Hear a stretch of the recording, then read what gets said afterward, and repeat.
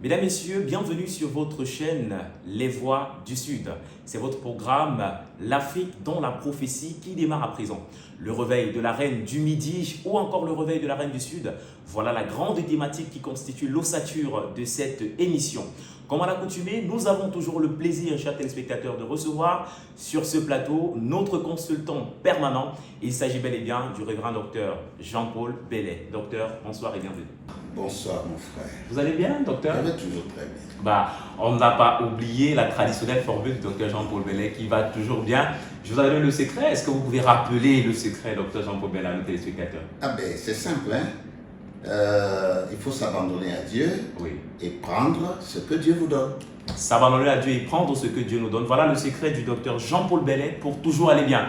On va rappeler que nous sommes toujours dans le cadre de notre programme L'Afrique dans la prophétie. Vous êtes sur votre chaîne Les Voix du Sud. Avec le docteur Jean-Paul Bellet, nous allons essayer de revenir sur quelques points saillants de cette première série, justement en rapport avec le réveil de la reine du Midi ou de la reine du Sud. Tout d'abord, docteur Jean-Paul Bellet, il y a une question qui fuse dans notre esprit, c'est de savoir, entre panafricanisme et kémitisme, vous êtes de quel bord?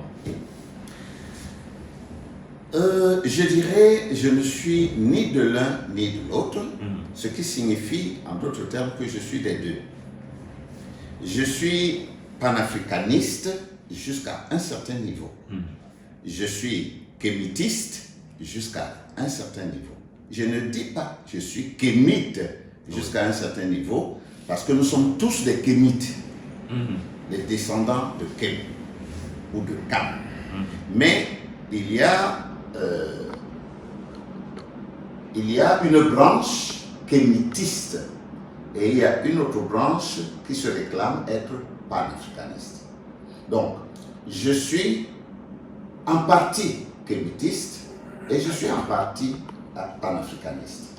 Voilà, vous êtes en partie kémitiste et en partie panafricaniste. En quoi est-ce que vous vous reconnaissez en tant que panafricain et en quoi est-ce que vous vous reconnaissez en tant que kémite? Ok.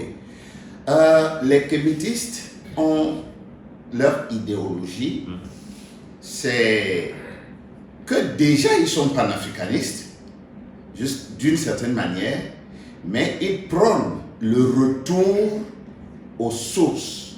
Mais le retour aux sources dans les traditions et les religions originales africaines. Or, ces religions originales africaines ne sont pas toutes bonnes. Alors que les panafricanistes, c'est des gens qui prônent le retour de l'Afrique dans son socle, c'est-à-dire le retour à la vie normale du système africain. Donc que les Africains, n'est-ce pas, reviennent sur leur...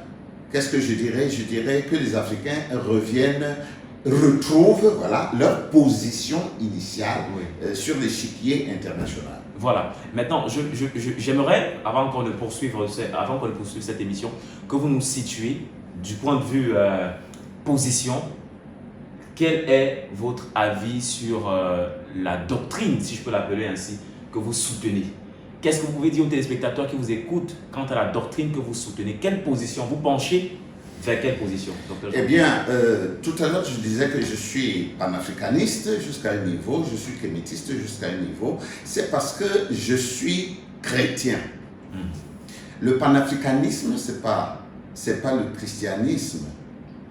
Le panafricanisme, c'est pas le christianisme. Le kémitisme, c'est pas le christianisme. Mais parmi les panafricanistes, il y a des chrétiens. Moi, ma doctrine, mes convictions, c'est que je n'ai pas besoin de revenir dans les religions ancestrales. Je n'ai pas besoin de prier les ancêtres, d'interroger les ancêtres, parce qu'ils sont morts. Mais ma foi est axée sur un Dieu unique, tout-puissant, qui régit l'univers. Alors, docteur Jean-Paul Bellet, vous nous avez expliqué, vous nous avez démontré au cours de cette série portant justement sur le réveil de la reine du Sud ou la reine du Midi qu'il y a beaucoup de personnages de la Bible qui étaient noirs vous nous avez fait des démonstrations en nous disant même que Christ, Jésus, était noir. Docteur Jean-Paul Bellet, aujourd'hui, dites-nous, de savoir que Christ était noir, de savoir que tous les personnages bibliques même étaient noirs, qu'est-ce que ça apporte à un enfant de Dieu aujourd'hui? Il y a plusieurs années en arrière, plusieurs décennies même, j'étais encore un jeune homme et un film est sorti. Le titre c'était Racine. Et ce film retrace l'origine d'un homme appelé Kunta Kinte. Il a été pris en esclavage et il a été amené aux Amériques. Bon, de père en fils, ils sont devenus des esclaves. Par la suite, leurs enfants se sont affranchis. Comment ont-ils fait pour s'affranchir? C'est parce que, dès l'origine, Kunta Kinte avait pris soin de transmettre à sa postérité la connaissance qu'ils étaient africains. Et il leur avait transmis quelques mots africains qu'ils avaient gardés. Et chaque génération les transmettait à l'autre. C'est ce qui a soutenu leur combat tout au long de l'histoire jusqu'à ce qu'une génération ait pu totalement s'affranchir. Le fait de connaître qui on est, d'où on vient, tout ceci nous aide à occuper notre place au soleil. Bien, maintenant, le fait de savoir que Christ était noir, moi, ça m'impulse, ça me donne une impulsion dans ma foi. Donc, ça veut dire que tout ce qu'on nous a dit avant, l'homme noir n'a pas d'âme, l'homme noir, Dieu ne le connaît pas, l'homme noir peut être esclavagisé parce qu'il est comme un animal, je comprends que tout cela est faux. Par contre, en sachant que Christ, le Fils de Dieu, était noir, cela me donne la force d'aller de l'avant et de croire de tout mon cœur. Parce que beaucoup d'Africains, par exemple, ils estiment que la religion chrétienne, c'est une religion étrangère. Elle vient d'ailleurs, donc nous croyons un Dieu étranger. Mais moi, ça me rassure et ça me donne de l'énergie pour continuer ma foi et pour la propager.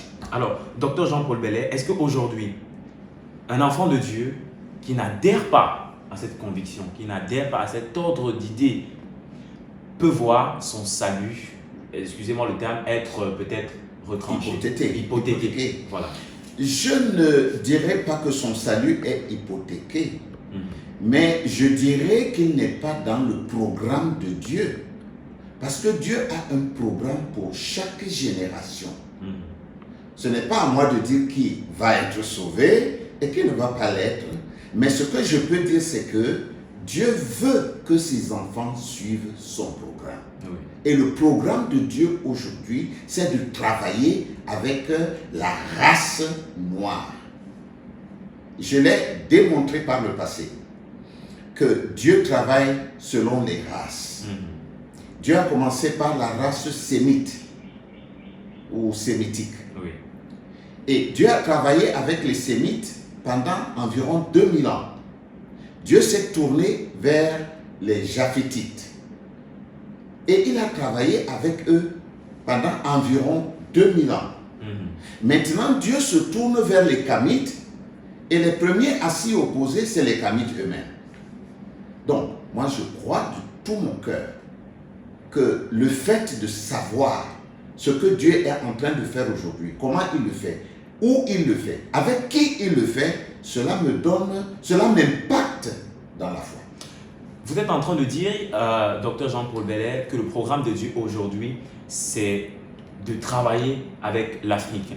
Quelqu'un vous dira, William Branham, par exemple, est le dernier prophète que Dieu a envoyé. Il est venu avec un message. Est-ce que le message que vous, docteur Jean-Paul Bellet, est-ce que la doctrine que vous enseignez aujourd'hui sur ce réveil de l'Afrique-là cadre automatiquement avec les enseignements ou alors avec le message apporté par le prophète William Branham qu'on reconnaît être le dernier message que Dieu a envoyé. Absolument. Lorsque Dieu a suscité Paul pour être la lumière des nations, Paul n'était pas japhétite, il était sémite. Mais c'est Paul qui a pris la lumière de chez les sémites lorsque le temps des sémites est arrivé à sa fin. C'est Paul qui a pris la lumière de Dieu pour l'apporter aux japhétites.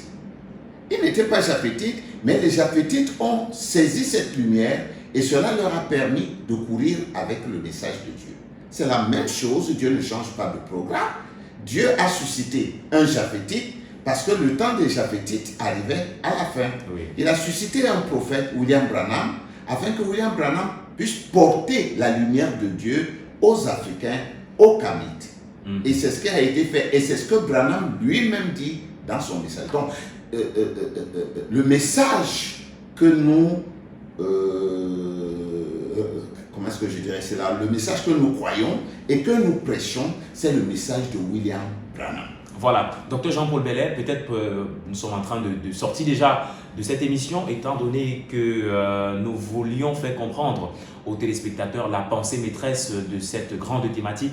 J'aimerais savoir, Dr Jean-Paul, quel est le message que vous pouvez passer à un téléspectateur qui suit cette série depuis le départ? Qu'est-ce que je dois retenir en tant que téléspectateur de l'émission L'Afrique dans la prophétie sur le réveil de la Reine du Midi? Je voudrais dire à chacun que nous sommes dans une saison particulière. Nous sommes dans la saison du Verseau. Et si on suit bien l'âge du Verseau, on verra qu'en réalité, le Verseau est au sud, c'est-à-dire au midi.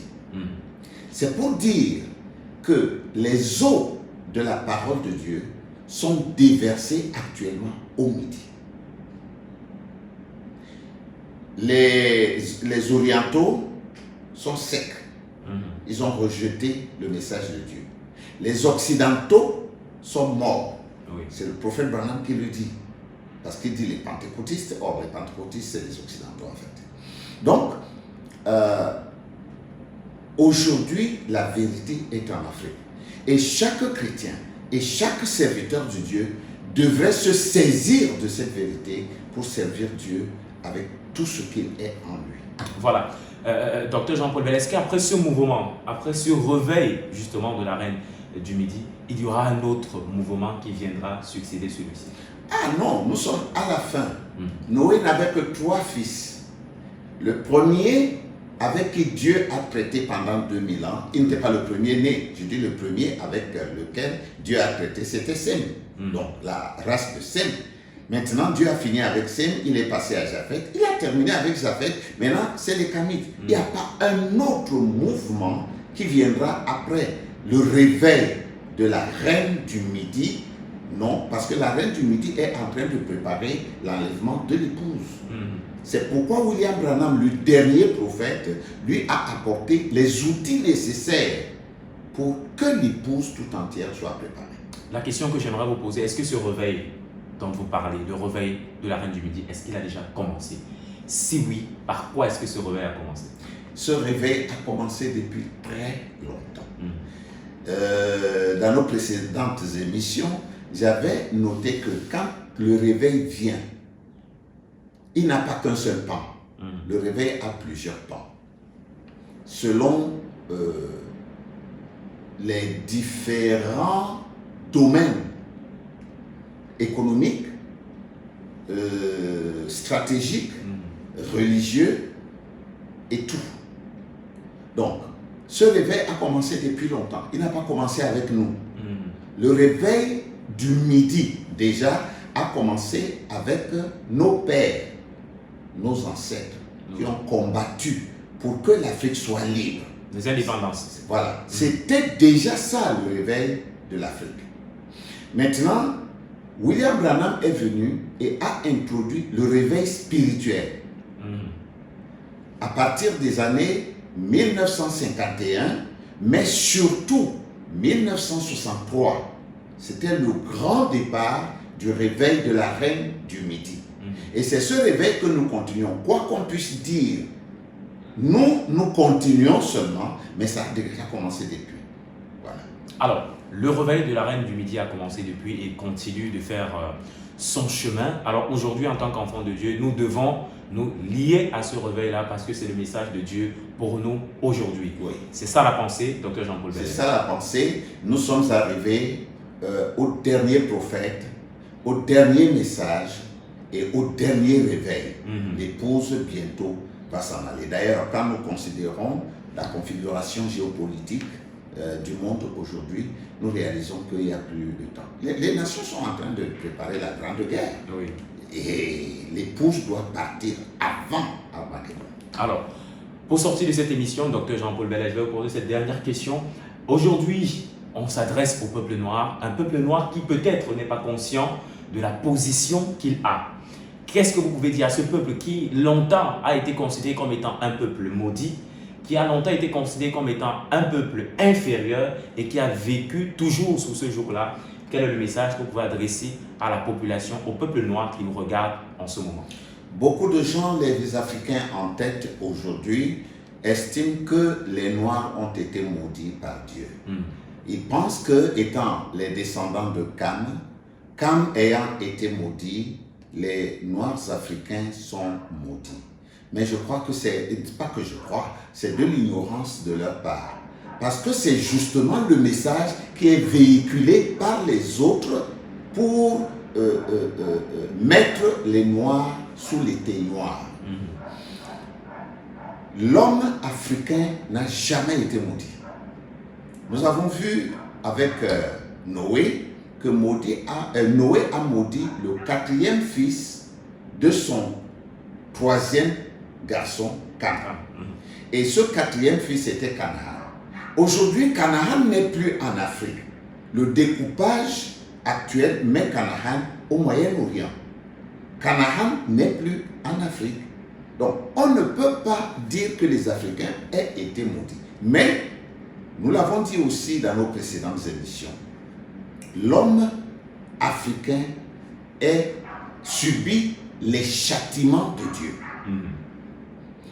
Quand un père a son fils et que ce fils se conduise mal, il le châtie, non pas pour le tuer, mais pour le redresser et le ramener à lui.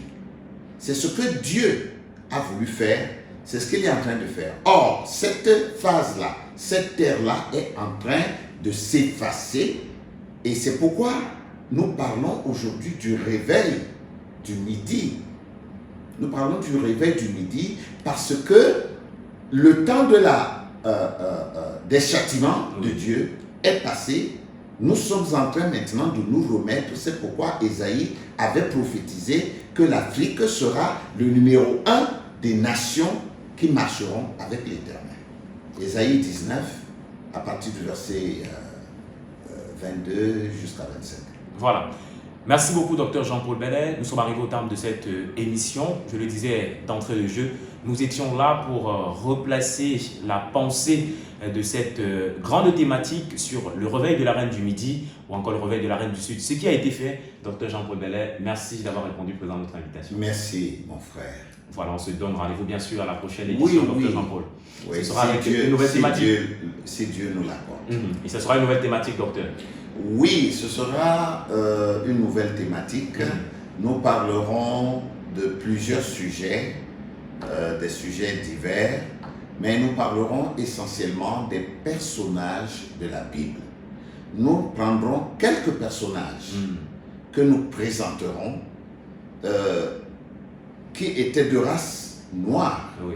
Les autres me diront de race brune, mais c'est la même chose. Foncé, brun, sombre, noir, c'est la même catégorie. Oui. Donc nous parlerons d'eux par rapport à l'Afrique et nous les placerons en tant que symbole. Je ne veux pas dire modèle, je veux dire symbole pour l'Afrique. Voilà qui a été dit. On se donne rendez-vous donc à la prochaine édition de votre programme L'Afrique dans la prophétie. Ce sera toujours sur votre chaîne Les Voix du Sud. À regarder sur YouTube. Ne manquez surtout pas de vous abonner et d'activer la cloche de notification pour ne rien rater des prochaines éditions. On se dit à dimanche, lorsqu'il sera 20h pour un nouveau numéro. D'ici là, portez-vous bien. Que Dieu vous bénisse. Shalom.